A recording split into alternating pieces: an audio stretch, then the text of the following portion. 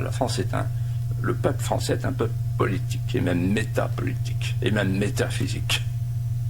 C'est-à-dire, un peuple métaphysique, c'est un peuple qui dit pourquoi, et non pas comment. La métaphysique est un adjectif qui caractérise ce qui est relatif au fondement de l'univers, aux phénomènes physiques des premiers temps de l'univers, ou aux connaissances primitives, aux connaissances intellectuelles primitives, telles qu'on me l'a enseigné dans l'école républicaine. La métaphysique est ce qui relève de l'inintelligible. Ce sont toutes les choses que l'esprit ne peut pas comprendre, ce qui fait aussi partie d'une des définitions du dictionnaire, mais qui n'est pas la définition première. Est-ce que le peuple français est un peuple métaphysique ? Est-ce que le peuple français est au fondement de la nature des hommes, ou au fondement de l'humanité ? On peut penser que oui, sans être un grand spécialiste de l'histoire des hommes, on sait que les Celtes existent depuis des milliers d'années, et que la première civilisation, elle, selon Wikipédia, est la civilisation mésopotamienne, qui doit être du 3e ou du 4e millénaire avant Jésus-Christ. Une époque où les Grecs, donc les cousins des Celtes, existaient déjà. À une époque où la civilisation mésopotamienne était une grande et riche civilisation, la civilisation proto-hellénistique existait elle aussi déjà. Est-ce que nous, Français, sommes un peuple métaphysique ? J'ai envie de le croire, j'ai envie de le penser. En tout cas, si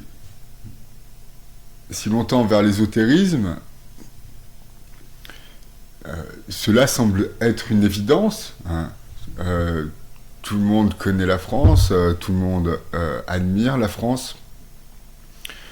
Nous sommes quasiment le centre du monde, comme si la France était le pays dont le peuple était le plus rayonnant, ou un petit peu comme si le peuple français vivait dans le pays le plus rayonnant du monde. Pour ma part, petit aparté, je considère que la France est le plus beau pays du monde, non pas en vertu de son peuple, mais en vertu de sa géographie, ce qu'on nous enseigne aussi à l'école. On ne nous enseigne pas forcément que c'est le plus beau pays du monde, mais on nous enseigne que la géographie française est d'une richesse incroyable, extraordinaire, pratiquement unique et rare, et que c'est ce qui a fait toute sa richesse, non pas la colonisation, même si la colonisation évidemment a participé à l'enrichissement de la France, à l'évolution de la nature des hommes.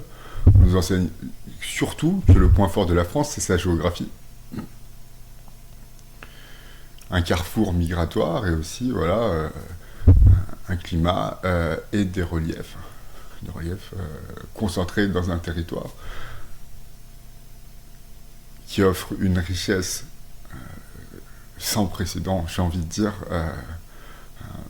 pour l'agriculture et pour le bien-être, pour le confort. Du point de vue ésotérique, la France et le peuple français, mettons les deux ensemble, est métaphysique, puisque tout le monde l'admire, tout le monde veut y vivre, tout le monde considère que sa langue est magique, sa culture, sa richesse est aux prémices de toute chose, quasiment.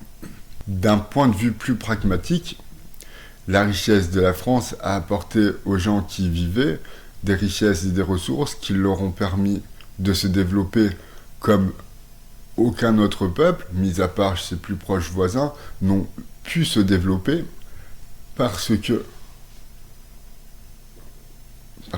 aucun territoire sur Terre ne permettait de vivre avec autant de facilité, de richesse. Donc le peuple français peut être considéré comme un peuple métaphysique.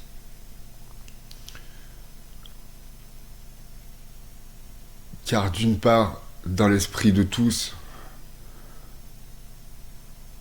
la France rayonne culturellement, comme si elle était l'exemple à suivre pour tous. D'autre part, dans l'histoire, la France est le pays qui s'est le plus développé à cause d'une métaphysique plus pragmatique qui est celle de son territoire. Merci de m'avoir écouté et aimez-vous les uns les autres.